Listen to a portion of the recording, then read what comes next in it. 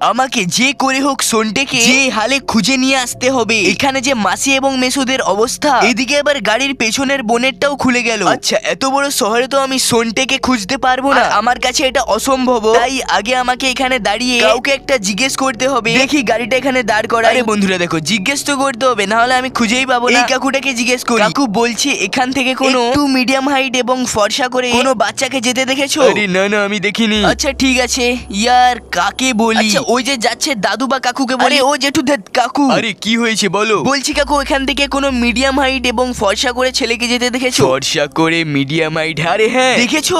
আরে তুমি যে এরকম ছেলে বলেছো, ওরকম একটা ছেলে সকালের দিকে এই রাস্তা দিয়েই যাচ্ছিল, হঠাৎ করে একটা হেলিকপ্টার এসে ওকে নিয়ে চলে যায়। আরে কি বলছো কাকু, হেলিকপ্টার? আরে হ্যাঁ হ্যাঁ ভাই। আচ্ছা কাকু, হেলিকপ্টারটা কি কালারের ছিল বলতে পারবে? হ্যাঁ হ্যাঁ বলতে পারবো, ওই ব্ল্যাক কালারের। Okay thank you. কিন্তু বন্ধুরা কে হতে পারে যে সোনটাকে হেলিকপ্টারে নিয়ে গিয়েছে? সোনটা আমি